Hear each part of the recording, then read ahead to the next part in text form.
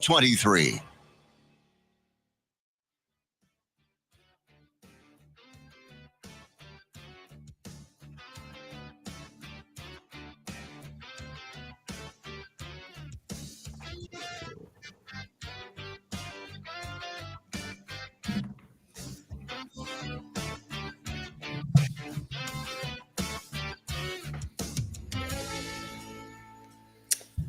Hey everybody, welcome back to Game on NTX, local Heart National Pulse. Today's show is brought to you by Ensemble Co-working, Fort Worth's hub for private offices, co-working, meeting space, and virtual mail. Find your perfect workspace at ensemblecoworking.com. What's up, my man Bill? How you doing? Oh man, it's been a crazy week already this week, but it's been pretty good overall. Yeah, we got some things to go into, including the first Cowboys game. We're going to talk Texas, San Jose State, their upcoming matchup with Texas, with UTEP. And then we're going to talk about the game coming up with the Giants, as well as some of our picks. And we will also talk about the Texas Rangers and how they've been surging. So let's jump into Texas, San Jose State. Sounds good. Let's get it. The big news the first week of the college football season was Arch Manning not playing well. He definitely improved that. Not where we want him to be. The good news is we've got two more cupcake games to get this figured out. But I will say he looked much improved with the accuracy. A little concerned with the lack of push by the offensive line. Yeah, that was a little disturbing there, especially when you're getting down there on the goal line, and you saw it against Ohio State when they had a chance to go in for the score there, and it just didn't happen. Yeah, I mean, one key disappointment that I saw in that game was Connor Stroh. Man, he did not look great. From what I've heard, it's been a battle between he and Umeozulu.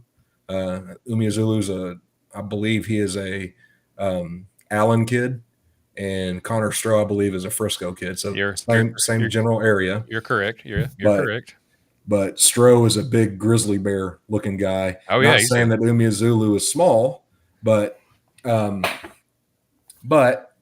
we can agree that he was not good in this game. He was definitely much better against Ohio State. I'm not saying he was perfect against Ohio State, but you want to see complete and utter dominance against lesser teams. Yeah. Oh yeah. That game should have been much worse. Yeah, it should have been. It should have been a bloodbath. Now they still won. Was it 38-7? 38-7. Yeah. Should have been easily 52-59, nothing. Yeah, to me they were just sloppy all over. Arch missed a lot of easy throws, man. He did. And the offensive line, you're not getting any push. And I like Stroh, but he's slow-footed. He's a big guy, but he doesn't have great feet, man. And he just, with these defensive tackles, man, when you're playing, these guys, especially like San Jose State, they didn't have big guys, but they had quick guys. Yeah. And if they can get inside you, if they can take a good angle and get inside of you, it doesn't matter. Yeah, I want to say that the size discrepancy was about 60 pounds per player. I think they said Texas's defensive or offensive line averages 320 something, and San Jose State's their defensive line is 275 average. Yeah. So it's a significant difference. Yeah. But you need to dominate against good teams. Now I don't want to completely crap on it because they did some good things. Mr. Parker Livingstone looked like, continued that he has a strong connection with Arch Manning. He caught 2 touchdown passes. One of them was really long, and he had a good game against Ohio State. Scored their only touchdown. Man, that's shades of Colt McCoy and Jordan Shipley, isn't it? I kind of It's see kind it. of crazy. I kind of It's see it, crazy. man. He's got a lot of weapons to throw to, but he seems to have a really good connection with Mr. Livingstone. You know who's been mildly disappointing? Who? Ryan Wingo. He's Yeah, had some drop issues. He yeah, doesn't look to run crisp routes. For as big of a freak athletically that we're hearing, I'm yeah, not seeing it. yeah. And maybe it's confidence. Maybe it's just they're not in a rhythm yet. I don't know what it is, but I can tell you, if you're paying $750,000 in NIL to somebody, you need to see results. Oh yeah, And I don't know what the I know that there are two plays that I remember specifically where he had it bounce off of his hands like they were bricks. yeah, And you are a collegiate receiver, that should not happen. And when you've got a quarterback who we can agree yeah. at times has struggled with rhythm, especially early in his time as a starter, um, we need to see consistency from that receiver. Oh Now, yeah, Parker Livingstone, absolutely, he's living up, and we heard about it all through camp. yeah, Um, his he, the drops are terrible. Now, one knock against Livingstone, the very first play which was like a 20-yard like push pass yeah. or jet sweep to I want to say it was DeAndre Moore Mm-hmm. was called back due to a hold. Holding. Well, That yeah, kind of set us that I mean rhythm to a young quarterback. Again, I'd hate to beat a dead horse with a stick. yeah. Rhythm to a young quarterback, that's part of the play design. How many times did they run through that script before the game started? Oh yeah. When you're 15 yards behind, The you know, sticks. It the doesn't matter. sticks, Yeah, it it doesn't it matter. doesn't matter. You're out of rhythm. Yeah, And you did see the defense force 4 turnovers within a matter of 5 minutes. yeah. No, Um, the defense has been. I mean, you can't say squat. They've given up 21 total points in 2 games, yeah, which granted, San Jose State's not worth a whole lot. no, they're not. And the frustrating part about it is again, we left a lot of points on the board, Oh yeah, but the most frustrating part was the throw up pass that Arch had down on the goal line. Uh, Sark spoke about it, dude, just wave the white flag and take the points. You know, um, you don't have to force that. You just get rid of the ball or take the sack yeah. and take your points. You You got to you know, got to you got to do something there. But man, I don't know what he needs to work on specifically. I don't know if he's hurt. There's rumors going around that he may actually have a shoulder injury. I don't know. I don't think so. I think But it was I one of don't, I those, don't, I damn it, don't I really missed buy the that throw. either. But man, his accuracy is just in the first 2 games. It's left a lot to be desired. I want to say I, it was the I, first drive. He threw a freaking 60-yard pass down the yeah, field. A no, kid with a hurt shoulder doesn't do you're that. right. Just I don't know what it is, but the accuracy, man, it has to improve. You can see it. I mean, throwing balls behind guys, throwing it at their feet. And And I will say this: I love the kid, and I believe he has all the physical tools in the world. mhm, And he performed great in spot duty last year. But this kid is basically he's starting his first full season, man. And I know the hype. Well, he's a Manning. He's going to be the second coming, and he may very well be that. But I mean, he's still a young guy, man. I think he that is he didn't put these expectations on himself, correct. but the narrative, people just need to calm down a little bit. He's not the worst quarterback that's ever been at Texas. He's not the best, No, but he's still young, and he's going to be here. I believe he's going to be here 2 years. he will. So Texas fans better get used to this. Better get used to Yeah. him, and be patient. Right now, I know the expectations for him and for the team are sky high, Hmm. but I mean, you got to temper him a little bit. I mean, for those that are doubting the kid, you know, I'm going to be here to tell you, I told you so. Yeah, I still believe in the kid. A lot of the issues he has are mechanical. yeah, Feet set the wrong direction, just yeah, trying to sidearm it when he doesn't have to. Like these are all things that can be cleaned up. yeah. But when you are a kid that's as highly touted as Arch Manning is, you've got zero room for error. I mean, I you agree. see what everyone did to that DJ Ugielele guy. that kid could not do anything without being critiqued to the very end. Oh Now, no, because it was because of where he was correct. his recruit status, if you will. Yep. But And the kid is immensely talented. He's got a football brain. Um, Aside from making young quarterback mistakes, i.e., throwing it up on the yeah, goal line, the bad interception against Ohio State, you know, he accounted for 5 touchdowns oh last yeah, weekend. oh So yeah, the needle is pointing the right oh direction, I firmly agree. I and firmly I agree. I think that they're going to get things right. I would not be surprised if we saw Umeozulu start and play most of the game this weekend. I would not be opposed. Another thing you could do is you could slide uh, Hudson, the starting center, over to left guard and bring Robertson in to be the starting center and see how that goes. I'm not saying that's what's going to happen, but these are Yeah, just options. If the left guard spot is that big of a question mark, you know, I I'm a fan of Kyle Flood and I love the dude, but dude, you make a lot of money to make this decision. A lot of money, right? You make a lot of money to pick these guys up. And did I lose you, Bill? Okay, I think we have some technical difficulties, but I'm going to keep rolling. Um, we had a lot. I mean, we pay Kyle Flood a lot of money to get these guys ready. Um, it kind of makes me start giving him the side eye a little bit. I know he's an elite offensive line coach. He's an elite recruiter, but you can't call yourself elite when you're getting these guys that are lower rated and saying you can coach them up and then they're not ready to play. That's just my opinion. Um, the defense, again, elite as advertised. A lot of young guys got playing time.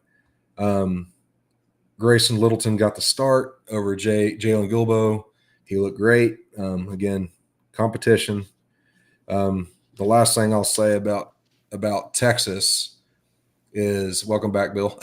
oh, you got me. Yeah, I got Oh you. my God, yay. Yeah, so Okay, I just kind of hit on a couple of other things. So the last thing that I'll say about San Jose State, for the record, this I could hear team, you the whole time. You were doing okay, great. this team is not very disciplined, No, and that has got to be fixed. yeah, It's inexcusable. It's year 5, under Sark. yeah, These are problems that need to be fixed. yeah, You're the most talented team on the field every week. You're more talented than Ohio State, and you cannot make stupid mistakes. And one of the most penalized guys on the team is one of the guys that's supposed to be a leader of the offense or defense, even though he's young. And Colin Simmons, he leads all of yeah, college football with 5 penalties, and that's yeah, inexcusable. yeah. You He's can't, you got to can't be, fix it. you can't be having that.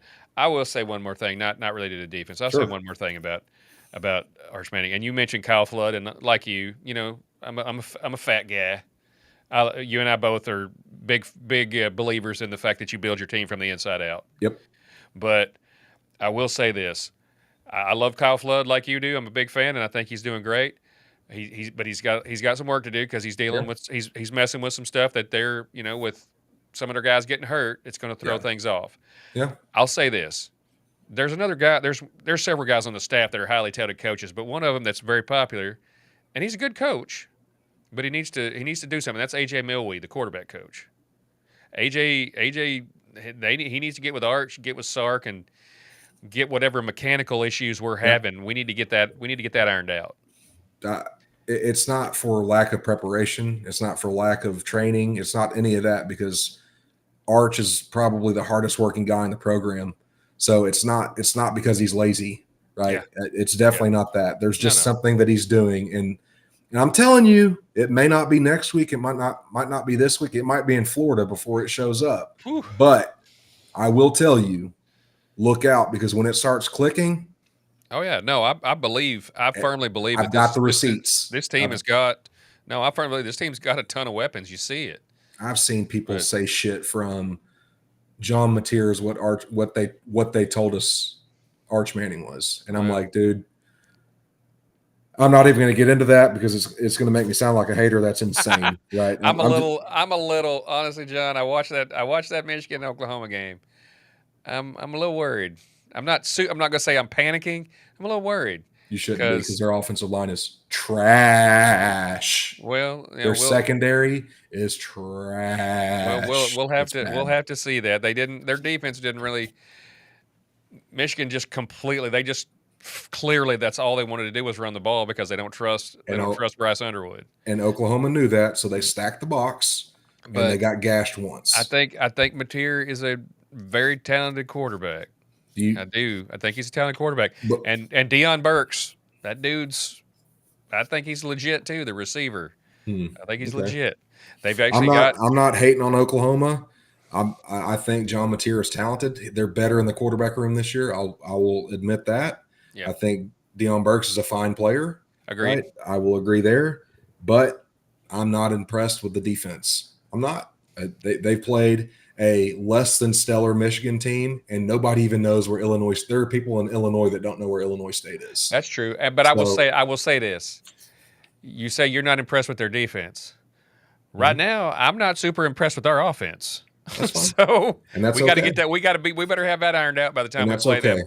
But I will tell you, that could be a problem. if John Mateer runs like he tried to do on Michigan, and he got popped a couple times against Michigan, that's not a good Michigan defense this year.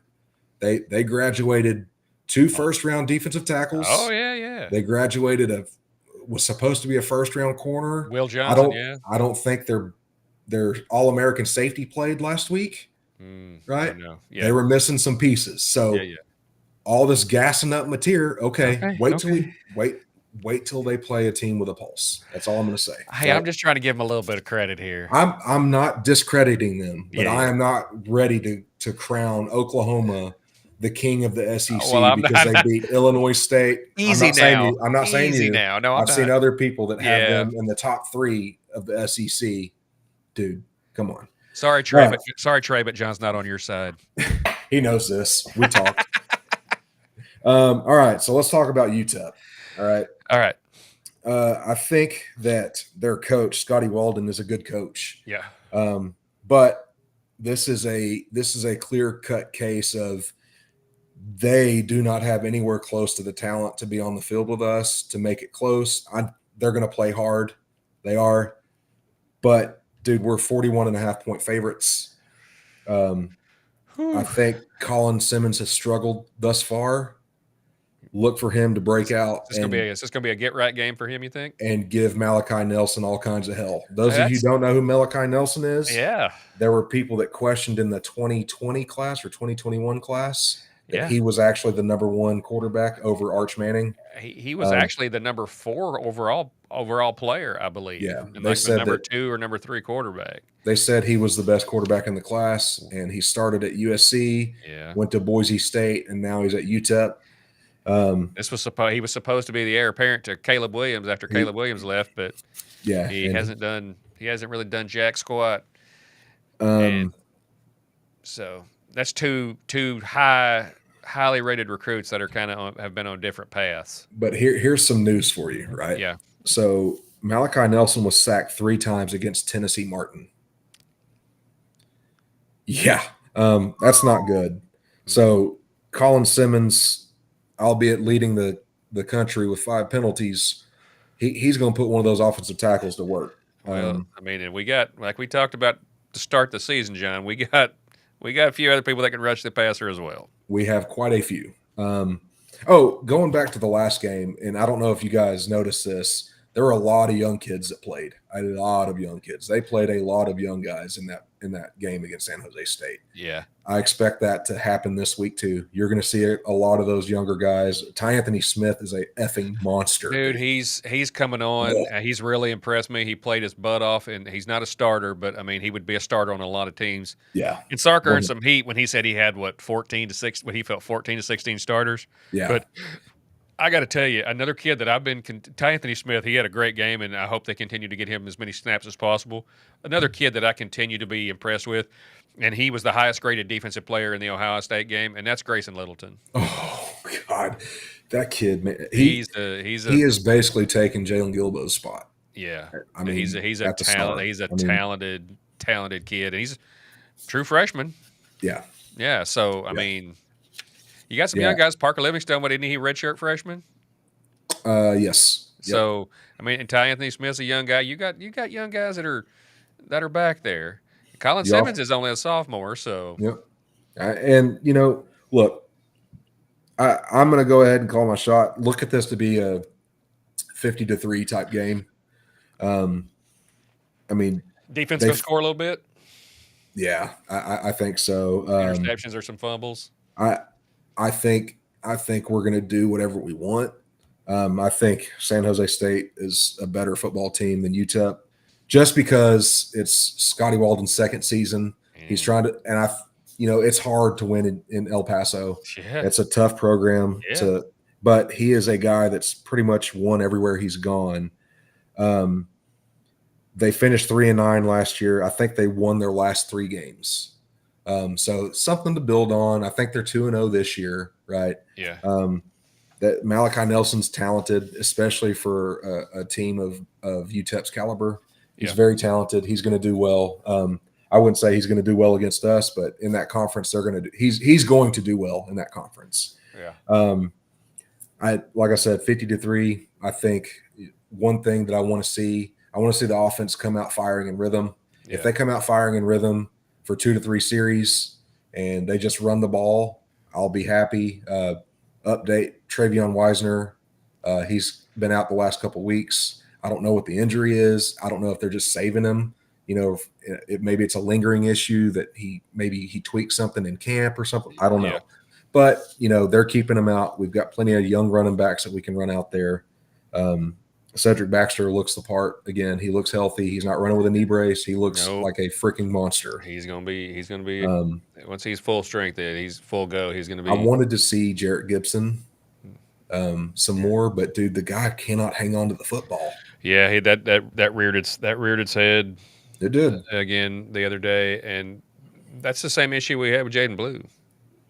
Yeah, 100%. And out of the backfield, on those little wheel routes, he was unguardable because he was so fast. He went from 0 to 60 like that. Oh yeah, no, absolutely.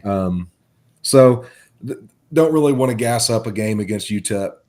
We're not Oklahoma. We're not going to gas up a game against Illinois State.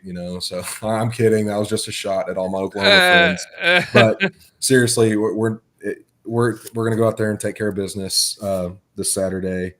You want to talk about a couple of college matchups? Yeah. This weekend. We've got Clemson and Georgia Tech.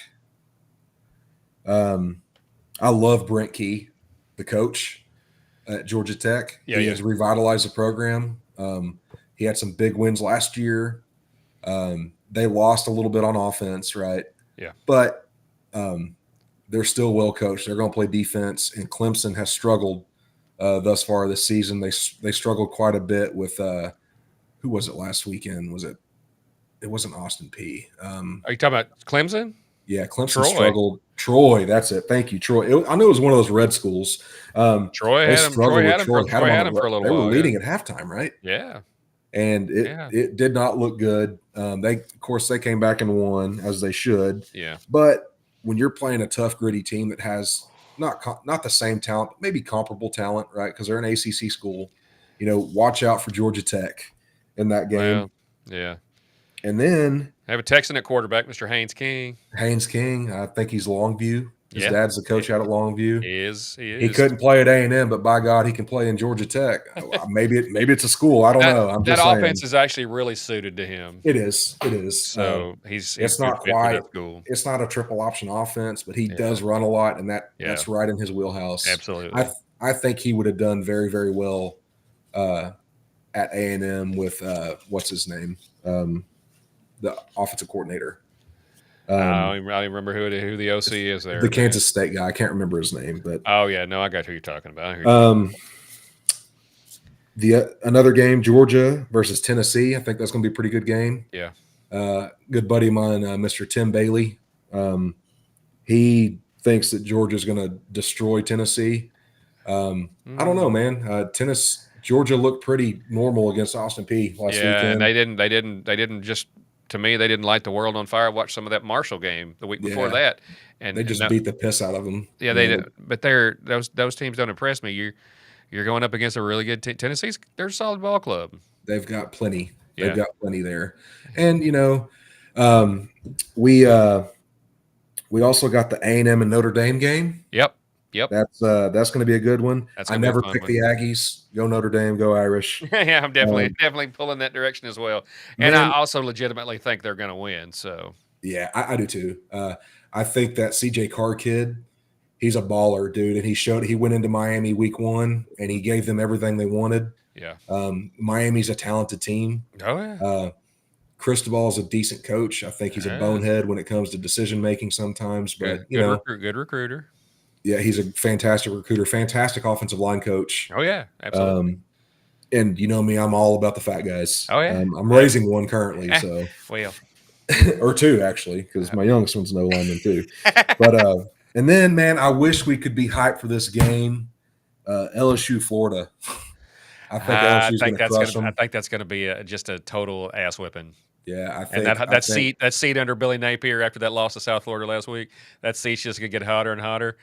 And I mean, but honestly, if they love there's gonna be two things that are gonna happen when Texas plays them in a couple of weeks. When they play them in a few weeks, they're either gonna have already given up on their coach, or of course, there's three things could be happening because he may not be there. Yeah, They may have or they given up on him, or they're gonna come out and fight like hell for him. We'll have to see that. Yeah, I mean, we'll see. I think LSU is going to run away with that. I think LSU just went vanilla last weekend, and then they've got the backyard brawl, West Virginia Pitt. I don't know anything. Oh yeah. That's always a big deal. I know. I don't know a lot about either team this year. I know Pat's there. Pat Narduzzi's still there, and then what's his name? He went back. Rich Rod. He went back. And then there's some other games out there, but these are the biggest ones. And I think it's going to be a good weekend. It's not going to be as good as last weekend, but it's going to be some pretty good football played. Miami gets a chance to lose to South Florida. South Florida going for their third straight ranked victory. Don't sleep on that. No, I won't. You want to talk about some? You want to talk about some Rangers when we come back? Let's get into some Rangers when we get back. Let's talk about the boys in blue. All right, man. It sounds good to me.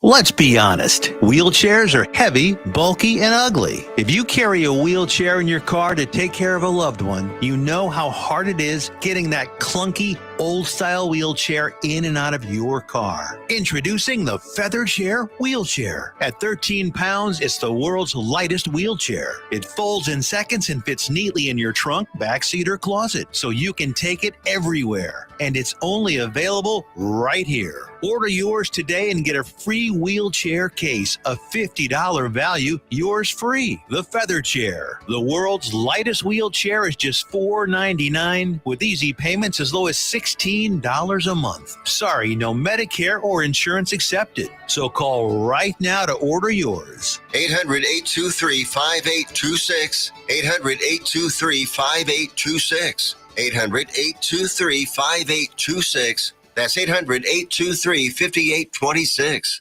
If you're trying to quit drinking or doing too many drugs, listen to me. You don't know me and we'll never meet. I had a problem like you once. I drank and used to party a little too much till it got out of control and almost ruined my life. I realized I needed help to fix my problem before it totally destroyed me. If you've tried to fix your drinking and drug problem and you know you can't do it alone, you need to call the National Treatment Advisors. They'll immerse you into a 30-day program to replace your old habits with new habits and totally change your life. And if you have PPO private health insurance, the entire program may be covered. Fix your problem right now before it gets any worse. Get clean. Call now and learn more. 877-247-1581. 877-247-1581. 877-247-1581.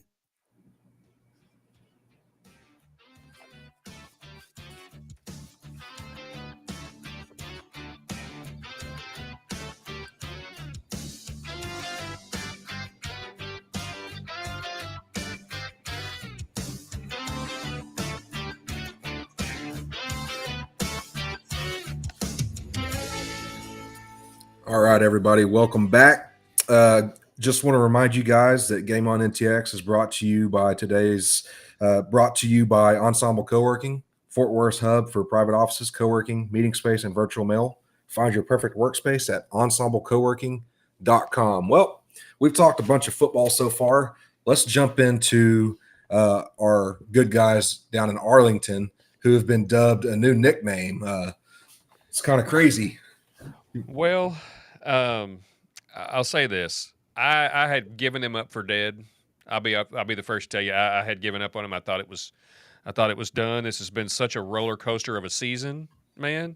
Yeah. It's been so frustrating, and I said we're done because we had fallen back. We had a good little stretch there, and we had fallen back. Yeah. And I'm like, okay, this is it. This team's finally it's had enough. And I mean, in the injuries that these guys have sustained, man. I'm gonna run down this list for you. It's like it's like an all-star team out here that we've lost. On the 24th, we lost Marcus Simeon to a fractured foot. Turn around 3 days later, and our best pitcher, one of the best in the game this year, Nathan Eovaldi, goes out with a rotator cuff sprain.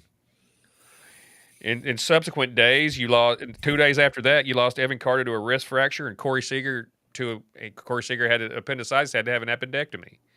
So they've been out ever since.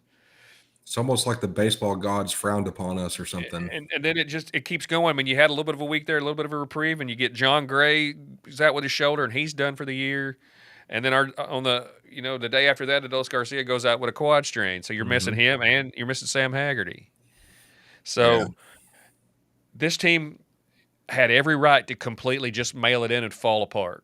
Yeah. But thanks to a group that has been dubbed by former Ranger outfielder, current Ranger broadcast, David Murphy gave this group this little nickname, and it's called the Little Rascals. For those of you that aren't old enough, and the only reason I know about them is because it was on reruns when I was a kid, and that's the Little Rascals from like the 30s. Yeah. But that's what David Murphy's calling this group, and it's Cody Freeman, it's Alejandro Osuna, Michael Hellman, and Dustin Harris, and these guys, they've injected a lot of life into this team, man. If you look at their just pure stats, not that great, but what they've meant to this team with all that energy and youthful exuberance, it's not just that. These guys have been coming up in big spots and delivering, and they've been playing their butt off in the field. I heard today that Michael Hellman is on his 4th team this season. 4. That's astonishing because he's done nothing for us. He's probably the MVP of the series. He came in the other night. He hit a big time home run, and he robbed a guy. He took a home run away from somebody. I think he hit a grand slam. He hit our first grand slam of the season, I think it was. And then the next night, he hits a game-tying home run last night. And steals a home run. Yep. So, I mean, you look at this team is playing, like I said, they had every right to just mail it in here, but they're 6-3 so far in September. Scrappy. Doesn't sound that great, maybe, but they're 6-3. They've won 5 of their last 6, including the 2 series. They took 2 out of 3 in Houston, who's the division leader, and they just swept the Milwaukee Brewers, who have the best record in baseball. The last 18 games, they're 14-4. There's not a hotter team in the league. Yeah, they've climbed back to within. Before the games today, which Seattle wins, it'll go back to a game and a half. If they lose, it's a half game. But right now they're sitting at 1 game back at a wild card. Yeah. And Seattle's going kind of – they're not playing terribly, but they're not lighting the world on fire. Yeah. So, I mean, I have just been incredibly impressed. The pitching has been solid like it has all season, despite the injuries. You've had guys step up. Latz – he went out. This guy has earned his spot, in my opinion. He's earned a chance to be a starter, both for the rest of this year and next year. He gets a shot. Yeah, he gets a shot. He pitched his butt off the other night. Yeah, he really does, and he's been going out and being consistent. 5 innings, 5 2/3, only giving up a couple runs. He's keeping you by the time he exits the game. One of the goals of a starting pitcher is to keep your team in the game and give them a chance to win. And he's done that. And he's done that in several of his starts. He doesn't go out. He's never really had just a complete stinker. Yeah. So I mean, Yeah, he's but he's earned a also not shot. going to go out and strike out 6 and 5 innings. He's not. He's not He's going. not. He's That's not not the going to type of wow you pitcher he with. He's is. not going to Yeah. wow you with stuff. He's going to have to pitch and hit his spots, and Yeah. he's been doing that. Yeah. And you got Jack Leiter, who obviously Jack Leiter completely coming from a completely different place. He was a really high draft pick, Mm-hmm. and it was kind of looking like, well, are we going to have to transition him to the bullpen?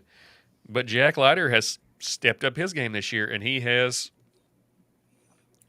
pitched well, man, and he's part of what's going on. Merrill Kelly, who they got from the Diamondbacks, was our big trade acquisition. Yeah, he was probably the biggest. Yeah. He's pitched really well. He went out today and gave you another solid start. Yeah. And once again, kept you in the game. You know who I want to shout out? I don't know if you have him on your list. Tell me. Kyle Higashioka. Oh no, Higgy's. I don't have him on the list, but man, Higgy's been. I think they said the last 30 games he's batting like 260 or something, or 245 or something like that, with 9 home runs in the last 30 games. He's been carrying, dude. He's been like, if that's what you're getting out of your backup catcher, yeah, like your spot catcher and some occasional DH, dude, I'll take that all day. He's been better. I mean, he's been better than our go-to catcher. Yeah. Don't get me wrong. I love Jonah Heim. He's a personal favorite of mine, but he's really fallen off. And he has. Higgy's defensively, he's still pretty elite. He's still good. He's still good behind the plate defensively, but offensively, he's not giving you what you need. He's not. But fortunately, we have Higashioka. He's stepped up. And so I mean, and you've got Tellez has been contributing. Jake Berger, 2 freaking home runs. Man, last night I was watching the Rangers game, and of course it's my bad luck. I'm like, well, if Jack Leiter's going to get lit up, it's going to be tonight. That's just me being a baseball realist.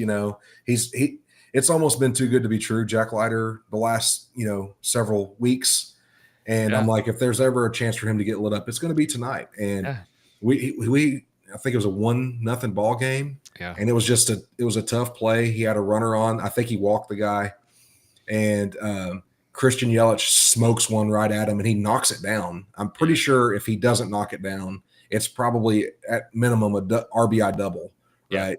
Yeah. But he knocks it down, and then he goes over there and he tries to grab it, and he loses balance and he can't throw it. So guy gets to second. It happens. Guy gets to third, and then Yelich steals second. Yeah. And then first guy up bats one, and another guy bats one in. So, they bring in the bullpen, and the next inning, the Rangers tie the game up and then take the lead. Yeah. And it's like, this is not the same Rangers team that we've been watching all season up until right before the All-Star break, right? Yeah. They started getting a little hot then, and they had a couple, Yeah, but they came out right out of the break, and they weren't playing good ball. And like I said, that's one of the reasons I said they're done. I think it was for both of us. I think it was the Kansas City series.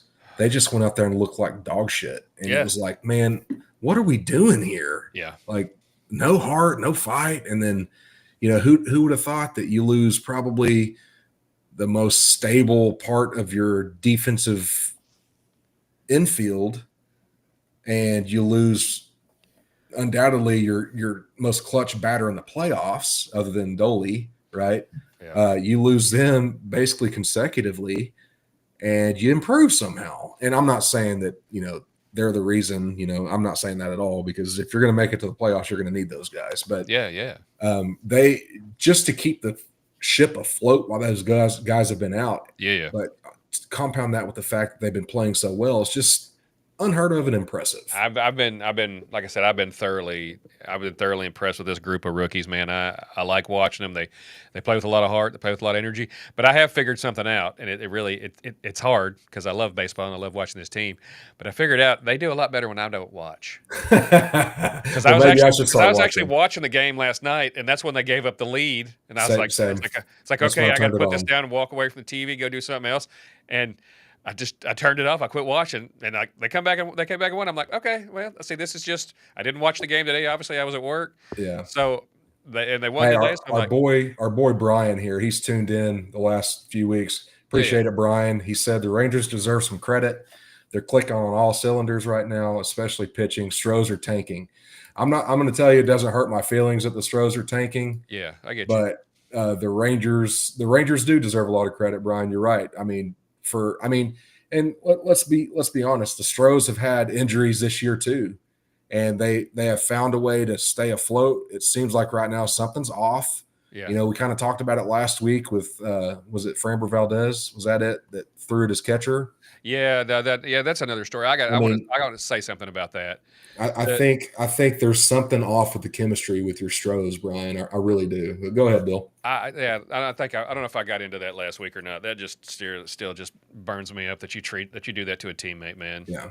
You guys talk about it in the dugout afterwards, but hell, if you want to after the game, go to the clubhouse and fight it out. Yeah, no kidding. But you did that on the field for all the world to see.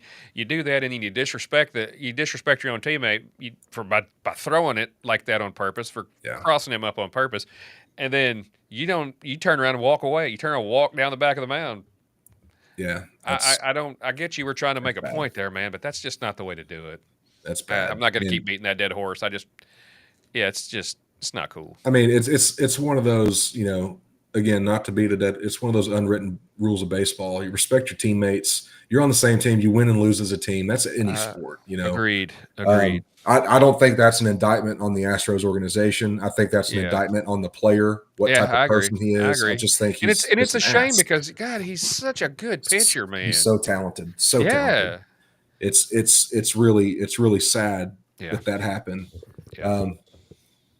Yeah, he said, that was a real Houston thing to do. He's still burned up about that, Bill. I get it.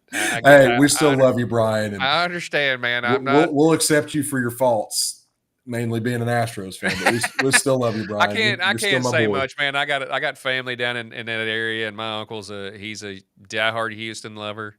And the greatest Astro ever was Nolan Ryan. He just happened to finish with the best organization ever historically. So I'm just saying. Well, yeah. I'm a little biased, but whatever. No, I'm kidding, Brian. We appreciate you, buddy. Definitely. You want to talk about some Cowboys? Let's do it, man. What do you got? And get into the NFL. So let's start with the game last week. Yes. That? I'll talk a little bit about that, man. That was a tough way to lose that game, and you can't. It's always been my contention that you really can't put it on one play, which I guess sometimes you can, but there were some key plays in there. There was a couple of key plays in there that really were detrimental.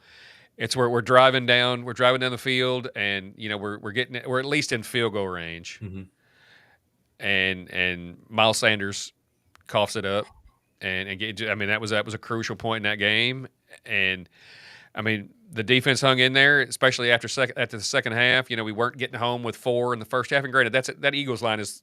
I don't think it's even really a question. They're the best offensive line of football. Yeah, it's not even close. Yeah, but they weren't getting pressure in the first round. And then to Matt Eberflus's credit, he started blitzing a little bit more in that second half, and they were starting to get home. Yeah, it worked.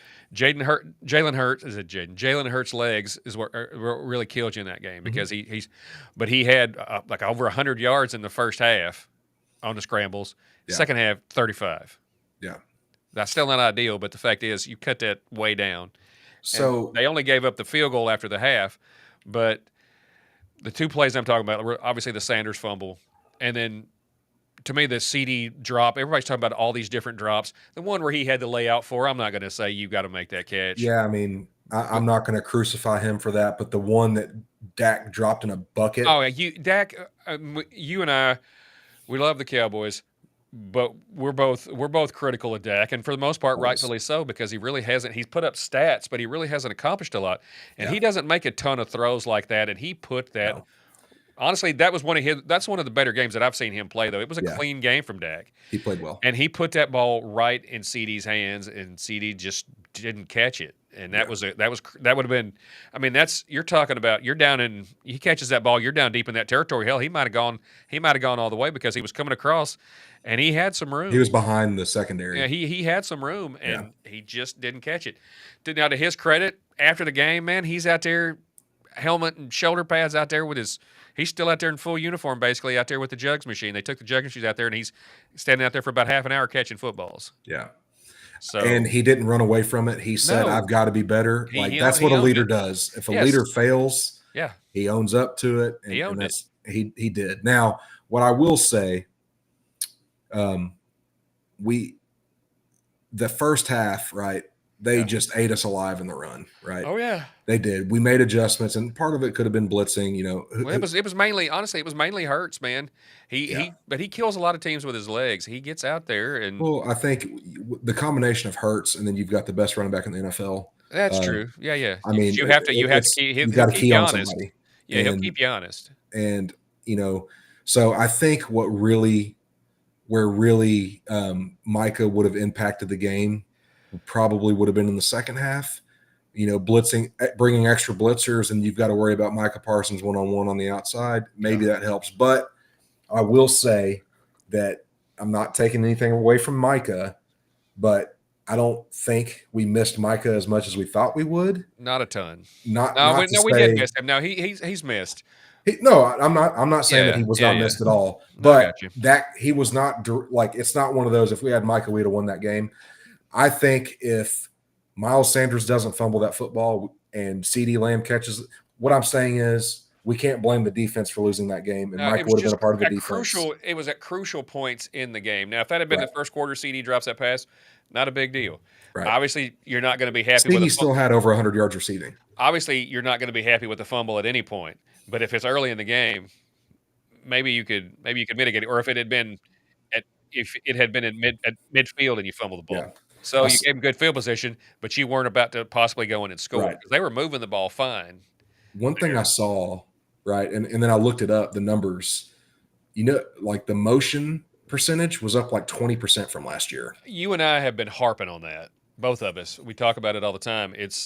I love, you look at the better offensive or the better offensive coaches in this league, and you see a lot of motion. You see Kyle Shanahan, Sean McVay, who's off that same tree, Kevin O'Connell, and you see these teams that have good offenses, they use a lot of motion. And Big Mike, God love him, Big Mike didn't believe in it. He did not.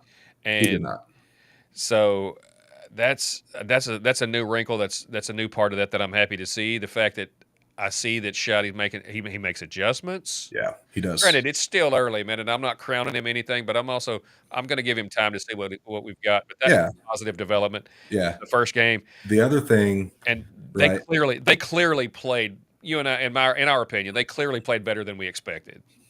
And I don't know if you saw this. This was the least penalized game the Dallas Cowboys have had since like 2015. And that's something else, because as you know, this team is notoriously undisciplined, but they showed a lot of discipline there in this game, and we typically end the game with 6 toes because we normally shoot at least 4 of them off. Yeah, every game.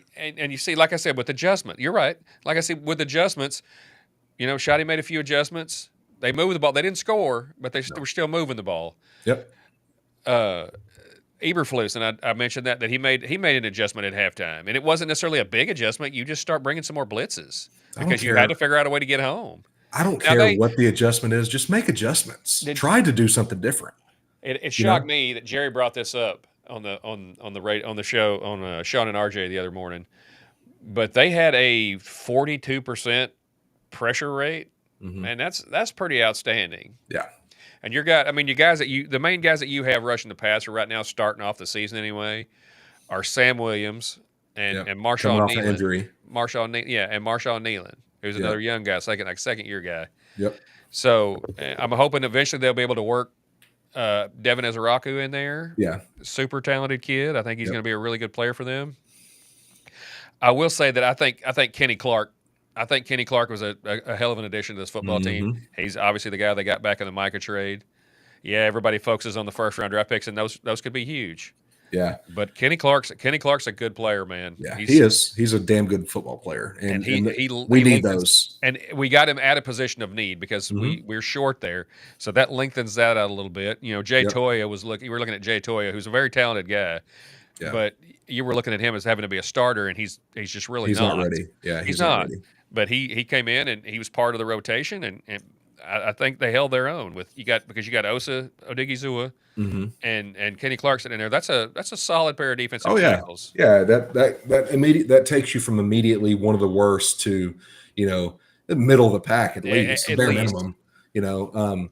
And you rotate in a guy like Joe Toya in there. He can learn from those guys. Yeah. That's what's important for some of those younger guys. Now, before we jump into previewing the Cowboys, right? I'm kind of going to put you on the spot here. Before we jump into previewing the next game and then going into games to watch. Whew, we better. I'm sorry I got a little long-winded on that. No, one, you're good. What is one team that disappointed you last weekend? Ooh, probably be Detroit. Okay. I mean, I don't know. We talked about it. I thought their offense was going to fall off. You know who was disappointing for me? Who was it? Miami. Man, they just. Honestly, I don't know why I saw that. I'm not gonna say I saw that coming, but I thought that they might struggle. Yeah. Mike McDaniel is on the hot seat right now, and they went out and just absolutely got housed by a team that I don't believe is going to be that good. By Danny Dimes, man. They got beat by Danny Dimes. They got which whooped. is and they. I mean, literally, it wasn't even close. And Indy's not. I don't know that they may be better than we think. Maybe better than we think. But they I don't believe they're a good football team, and they went out and made Miami look like a junior high team. Yeah, they beat the piss out of them. And Mike McDaniel is, by a lot of measures, he's high up on a lot of people's list of being the first coach to get fired this year. Yeah, I think he's one of those guys. He needs to stick around as a coordinator. I think he's a hell of a coordinator. He's a hell of a coordinator. Don't be surprised if this shit goes sideways in Detroit if you don't see him in Detroit as Matt Campbell's next DC. Well, OC and you mean Dan Campbell? What did I say? Matt Campbell. Matt Campbell, he's head coach, which Iowa State. Head coach at Iowa State. Same general direction. It's the Midwest, so good football coach. Both good coaches. They're both great coaches. I'm not saying that. They were asking for Matt Campbell, or not Matt Campbell. They were asking Coach Dan Campbell to fire old Ben. Week 5, 6 in the season, his first year. That's another story there. They kind of shit the bed against the. They did. They looked dominant, Minnesota. And then they just fell apart. Yeah, and like I said, we knew they were going. We felt like they were going to take a step back. Yeah. But their offense, they look flat. I did not expect them to win that game. No. Green Bay was already a good team, and they added an incredible pass rusher in Micah Parsons. Yeah. And I expected them to win that game, but I just didn't expect Detroit. And it wasn't really a close game. They pretty much Green Bay controlled that game the entire time. It just felt different. I turned the game on and I was like, I watched it for 5 minutes. I was like, Detroit doesn't have the same juice, and Green Bay just looks like the better team. They just popped off the screen, and it could be the yellow. I don't know, but. What do you say we pick some games this upcoming week? This last week, for the record, John and I, we think a lot alike, so it's going to be hard for us to pick different outcomes here. But we had all the same games picked the same way, so we went 3-1. The only one being the loss by Chicago to Minnesota. Yep. So give me a list of games here. Let's see what we got. All right. So the first game we got is tomorrow night's matchup, and I think it's going to be probably the best one of the weekend. Yeah. It's Washington at Green Bay. I like this game. This game's going to be fun to watch. It is. Unfortunately, I'm not going to have a chance to watch much of it because I'm going to be on my way to New Braunfels tomorrow night, so I won't get a chance to watch most of it. I'll have to watch the highlights, but I expect it to be a good game. I'm sure I have a lot of people, and I've mentioned this. I have a lot of people that love the Packers. My son-in-law, my girlfriend, her family, they're all Packers fans. And so I think they'll be watching, and I'm sure I'll probably be getting text messages blowing up my phone. I just won't be able to look at any of it. Yeah. But I think Green Bay's a better team. I do too. I think they're going to win that game. I don't think it's going to be a blowout by any stretch of the imagination because Washington's a good team. But I think we're both picking Green Bay in that one. We are. We both got Green Bay. The next one is Philly at Kansas City. Now, Super Bowl rematch. Before I tell you what the spread is, now the Green Bay Washington game, Green Bay's favored by 3.5. I think they're going to cover. I think we can agree there. Now, Philly at Kansas City, Philly's only favored by 1. Now, I know that Kansas City didn't look like the Kansas City of old last week, but I think you and I can agree Yeah. Philly's probably going to win that game. I believe so. But for the sake of competition, I'm going to pick Kansas City because we can't just agree all the time. All right. So fair point. I got Kansas City. Okay. What else we got? We got Bills at Jets. Now, okay, so we did this one just because Bill is a closet Bills fan. I'm really He's a Josh Allen. not really a closet Josh fan. Allen I'm a pretty out there fan. I'm out of the closet about Josh Allen. I'm a huge fan of his game. I love watching a young man play football. He's a good one. Yeah.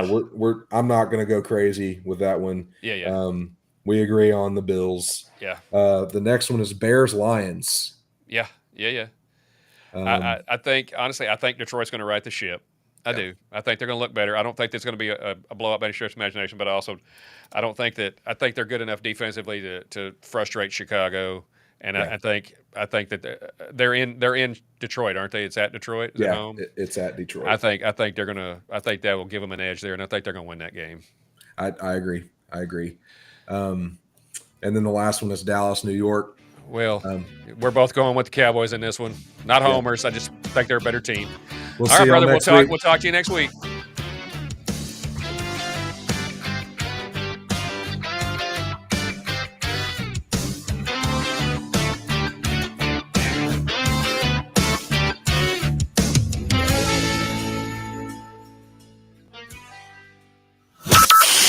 From Burleson to Venus and Grandview to Godley, this is the voice of Johnson County, Joco Community Radio.